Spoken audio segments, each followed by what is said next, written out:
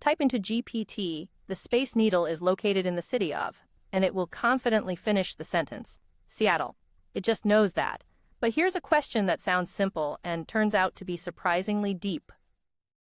Where physically, inside the billions of numbers that make up the model, is that fact actually stored? Is Seattle written down somewhere specific, in a particular layer at a particular spot, or is it smeared across the entire network in some hopelessly tangled way? This landmark paper by Kevin Meng, David Bao, and their collaborators set out to answer exactly that, and then to do something remarkable with the answer, reach in and edit what the model believes. Let's walk through how. First, we need to be precise about what we even mean by a fact.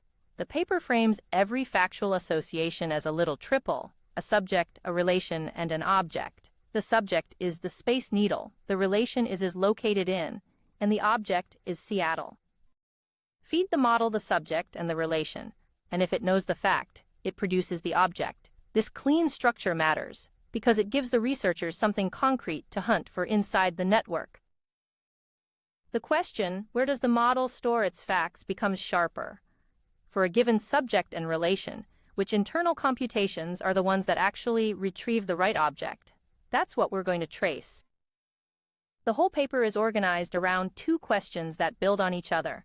The first is locating. Can we pinpoint which specific parts of the model's internal computation are decisive for recalling a fact, not just correlated with it, but genuinely responsible for it? And the second is editing. If we do manage to find that location, can we reach in and surgically change a single fact, swap Seattle for Paris, without breaking everything else the model knows? These two questions are deeply linked.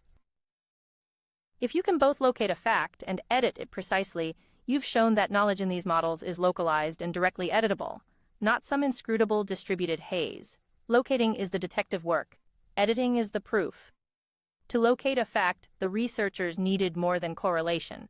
Lots of neurons light up when the model thinks about the Space Needle, but which ones actually cause the answer? For that, they borrow a technique from the science of cause and effect called causal mediation analysis and adapt it into what they call causal tracing. The core idea is wonderfully direct. Instead of just watching the model work, you deliberately break it, and then you repair it one small piece at a time, watching to see which repair brings the correct answer back to life.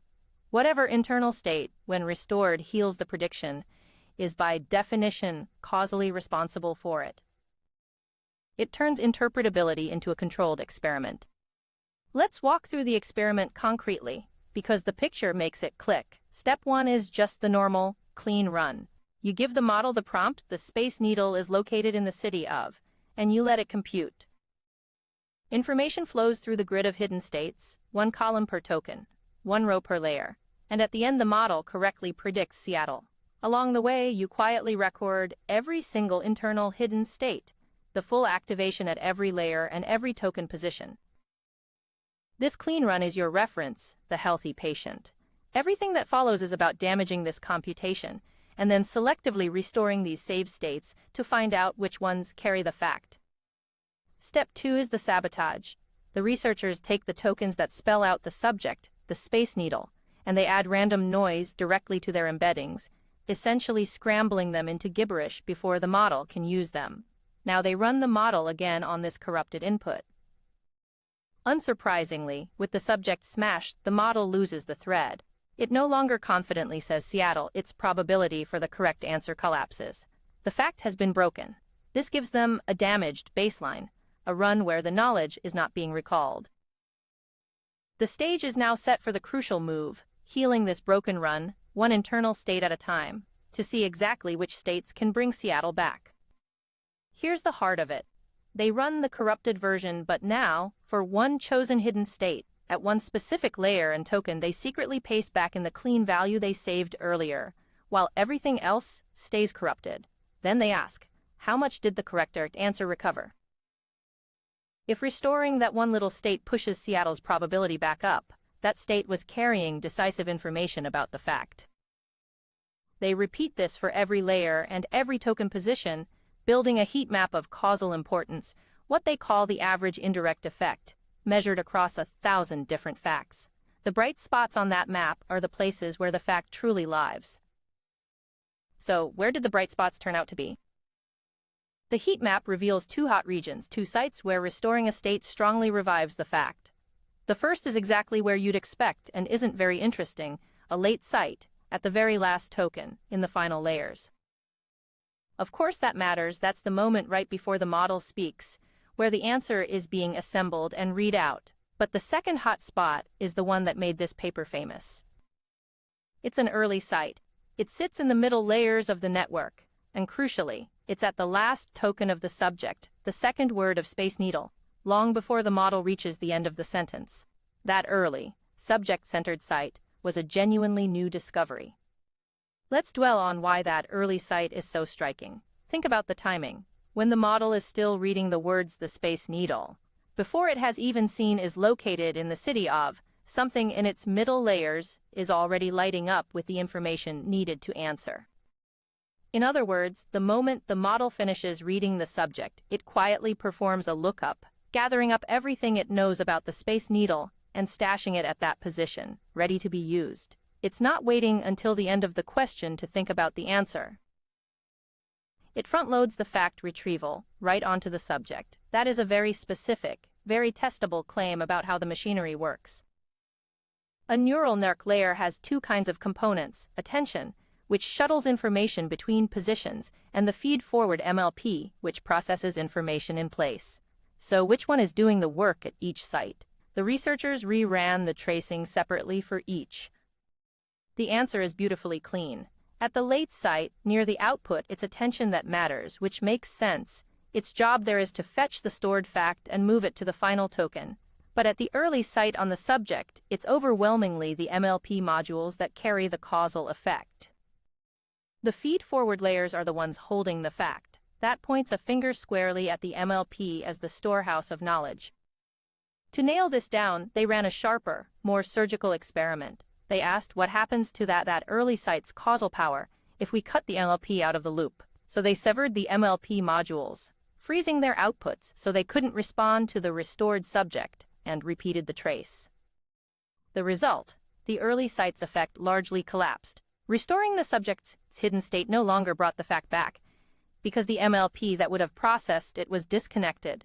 Then they did the same to attention at the early site, and the effect barely changed. The conclusion is hard to escape. It is specifically the mid-layer MLP that turns the subject into recalled knowledge. You might reasonably worry this is a fragile effect, true for a handful of cherry-picked prompts. It isn't. When you plot the causal traces as clean curves with confidence intervals, averaged over 1,000 different factual statements, the two peaks, the early MLP site and the late attention site, are sharp, separated, and statistically solid. The distinction between the peak sites and the non-peak regions is real and significant. This isn't a story pieced together from a few lucky examples. It's a consistent, quantitative signature that shows up across a large, diverse set of facts, which is what gives the localization claim its weight. And it isn't a quirk of one particular network either. The researchers repeated the causal tracing across a whole range of model sizes, from GPT to medium and large, up through GPT-J at 6 billion parameters and GPT-NeoX at 20 billion. The same fundamental pattern appears again and again, a decisive mid-layer MLP contribution at the last subject token. Interestingly, in the very largest models, the effects actually get stronger and cleaner. The subject-centered early site, the front-loaded fact lookup in the feed-forward layers, seems to be a general organizing principle of how these transformers store what they know, not an accident of scale. Putting the tracing results together gives a crisp, falsifiable hypothesis about how a fact is stored and recalled. It goes like this. As the model reads the subject, the mid-layer MLP modules take that subject as input and output the facts associated with it, acting like a memory that's been consulted. That recalled information sits at the subject's last token. Then, in the later layers, attention swoops in and copies that information forward to the final position, where it becomes the model's answer. So a factual association is pinned down on three axes at once: in the MLP, at middle layers, at the subject's last token. That's a specific enough claim that we can now try to break it, or confirm it, by editing. And this is the pivot that makes the paper so compelling. Causal tracing is suggestive. It strongly implicates the mid-layer MLP, but on its own it only shows where a fact is used during a forward pass. The real test of the theory is intervention. If facts genuinely live in these MLP weights, then we ought to be able to change a fact by changing those weights directly and have the change behave like real, integrated knowledge. So the researchers set themselves a demanding challenge: take a single MLP layer and rewrite its weights so the model believes the Space Needle is in Paris, cleanly, without retraining, and without collateral damage. If that works, the localization isn't just correlation, it's mechanism. To edit a fact, you first need a theory of how the MLP stores one. The paper's key idea is to view the MLP's output matrix as a linear associative memory. That's a classical concept. A simple matrix can act as a key-value store. You give it a key vector, and it returns an associated value vector, and a single matrix can hold many such key-value pairs at once, all superimposed. Under this lens, the MLP works like a lookup table baked into the weights. The key is a vector that represents the subject, the Space Needle, and the value it returns is the encoded knowledge, the stuff that eventually points to Seattle. Editing a fact, then, is just teaching this table one new key-value pair. That framing leads directly to their method, called Rank 1 Model Editing, or ROME. It works in 3 moves. First, identify the key. Run the model and grab the vector the chosen MLP layer uses, represent the subject at its last token. Second, compute a new value, optimize for the vector that, if the MLP produced it, would make the model output the new object, Paris, instead of Seattle. Now you have a key and a desired new value. Third, and this is the elegant part, you make a single Rank 1 update to the weight matrix, the smallest possible kind of change engineered so that this one key now maps to this one new value. One targeted tweak, and the fact is rewritten. The obvious danger is collateral damage. That MLP layer is holding thousands of other facts in the same shared weights. So, how do you insert Paris without scrambling everything the model knows about everything else? This is where ROME is clever. Before editing, it estimates the statistics of all the other keys the layer normally handles, essentially a map of the memory that's already there. It then directs the Rank 1 update along a direction that respects that existing structure, minimizing interference with the stored memories. The result is a change that's simultaneously decisive for the new fact and gentle on the old ones. You slot Paris in, and the model still knows the capital of France and the location of everything else. But which layer should you edit, and at which token? The causal tracing already gave a strong hint, the mid-layers at the subject's last token, and now editing lets them confirm it from the other direction. They systematically apply ROME at every possible layer and token combination in GPT-2 XL and measure how well the edit takes. The map that comes back is decisive. Editing succeeds best precisely when you target a mid-layer MLP at the last token of the subject. Poke elsewhere and the edit is weak or messy. This is a beautiful convergence. 2 completely different methods, causal tracing and direct editing, independently pointing at the very same spot as the home of the fact. With the method in hand, does it actually work? They first check it on an established benchmark called zero-shot relation extraction, a standard task for model editing where you change a fact and see if the model updates. Despite being almost surgically simple, just one Rank 1 tweak, ROME performs competitively with specialized editing methods that were purpose-built and trained for the job. That's already a nice result. But the researchers weren't satisfied, because many facts in that benchmark are relatively easy, changes the model might find plausible anyway. To really stress test whether ROME installs genuine, generalizing knowledge, they needed something much harder. So they built a new, deliberately brutal dataset called CounterFact. It's made of counterfactuals, statements that are flatly false, and that the model would essentially never have encountered during training. The Eiffel Tower is located in Rome. If you can make the model not just parrot that on the exact prompt, but actually integrate it, then you know you've changed a belief, not just memorized a string. Crucially, CounterFact doesn't only test the original prompt. It also checks paraphrases, phrased differently, and neighborhood facts, similar but unrelated, so it can measure whether an edit generalizes properly and whether it stays contained. Over 20,000 of these hard edits. That richer dataset lets them measure three qualities that a truly good edit has to balance. The first is efficacy after editing. Does the model actually state the new fact when you give it the original prompt? The second is generalization. Does the edit survive rephrasing? If you ask where the Eiffel Tower is in different words, does it still say Rome, showing the knowledge was integrated rather than surface pasted? And the third is specificity. Did you leave everything else alone? Nearby facts, other landmarks, unrelated subjects, should be completely untouched. A method that aces one of these while failing another hasn't really solved the problem. Real editing means all three at once. And here's the thing, those three pull against each other, which is exactly why editing is hard. Take plain fine-tuning, crank the model on the new fact, and it will happily memorize the exact prompt, great efficacy, but the change bleeds everywhere, wrecking specificity, because you've nudged a lot of shared weights. Go the other way with heavily constrained editors that touch as little as possible, and you keep specificity, but the fact barely generalizes. It doesn't really take hold, so it fails on paraphrases. This is the central tug-of-war of the whole field, generalization versus specificity. Nudging both up at the same time is the real prize, and it's the bar Rome set out to clear.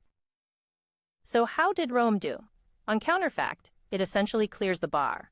Its efficacy is near perfect, around 99 to 100%, the edits reliably take.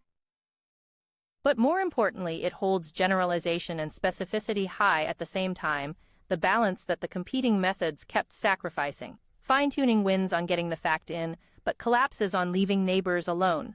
The constrained methods protect the neighbors, but don't generalize. Rome sits in the sweet spot on both, and the same story repeats on the 6 billion parameter GPT-J. A single, well-placed rank 1 edit competes with, and often beats far more complicated machinery. The localization hypothesis paid off. Numbers are one thing, but it's worth actually reading what these edited models produce, because the difference is vivid. When you overwrite a fact with fine-tuning and then ask the model to talk freely about the subject, it tends to obsessively repeat the new fact, jamming it in everywhere, a clear sign it overfit the exact edit rather than understanding it. Other methods drift or contradict themselves. Rome's edited model, by contrast, weaves the new fact into fluent, consistent, natural text, discussing the subject sensibly as if it had always believed the counterfactual. That qualitative fluency is a strong signal that the knowledge was genuinely integrated, not just bolted on.